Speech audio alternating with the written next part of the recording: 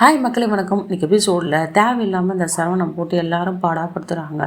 ஒரு பக்கம் அவங்க அப்பா அம்மாவை சரவணோட ஃபீலிங்ஸ் புரிஞ்சுக்காமல் திட்டிகிட்டு இருக்காங்க. ஒரு பக்கம் இந்த தங்கமயில் வேறு சும்மா தொந்தரவு கொடுத்துட்ருக்கா. தேவையில்லாமல் அவங்க மாமனார் மாமியார்கிட்ட போய் சொல்லி என்னை இப்படி சொல்கிறாரு, இந்த காரணத்துக்காக என்னை திட்டுறாரு, அவருக்கு என்னை பிடிக்கவே இல்லை அப்படின்னு சொல்லிட்டு போய் பேசி இவன் நல்ல பேர் எடுத்துகிட்டு இருக்கா. ஆனால் உண்மையான காரணமே இவளால் தான் சொல்லிட்டு வீட்டில் யாருக்கும் தெரியல. இந்த சரவணாலையும் வெளியே யார்கிட்டையும் ஓப்பனாக சொல்ல முடியல. மனசு அவ்வளோ வலி வேதனையை வச்சிட்ருக்காரு.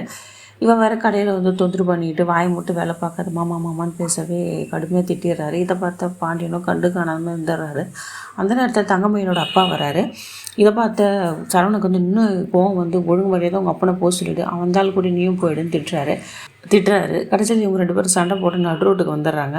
இதை பார்த்து என்னடா நினச்சிட்ருக்க, வீட்டில் தான் அந்த பொண்ணை தொல்லை பண்ணுற, கடையிலையும் தொல்லை பண்ணுற, நடு ரோட்லேயும் நீ இந்த மாதிரி சண்டை பிடிச்சிட்ருக்கே, பாவம் அந்த பொண்ணு எங்கே என்ன பண்ணணும், அந்த பாவம் அந்த பொண்ணு என்னடா பண்ணணும்னு சொல்லிட்டு தங்கமயிலுக்கே இந்த பாண்டி சப்போர்ட் பேசிகிட்ருக்காரு. அப்பா கொஞ்சம் விஷயம் இருங்கப்பா, என்னோடய ஃபீலிங்ஸ் யாருமே புரிஞ்சிக்கவே மாட்டேறீங்க, உங்களுக்கு என்ன சொன்னாலும் புரிய போகிறதில்ல, நீங்கள் பேசாமல் தான் இருப்பீங்க, உனக்கு அப்படி என்ன தான் பிரச்சனை கேட்க, நான் பிரச்சனை சொல்ல மாட்டேன், நீங்கள் எல்லாம் கேட்டுருவீங்களா, எல்லாம் என் தலையெழுத்து, எல்லாம் விதிப்படியே நடக்கட்டும் அப்படின்ட்டு போயிடுறாரு. பாண்டியனை என்னாச்சு இவனுக்கு, ஏன் அப்படி பண்ணுறான், ஒன்றுமே புரியலேன்னு அப்படியே ஆட்சியத்தோடு நிற்கிறாரு.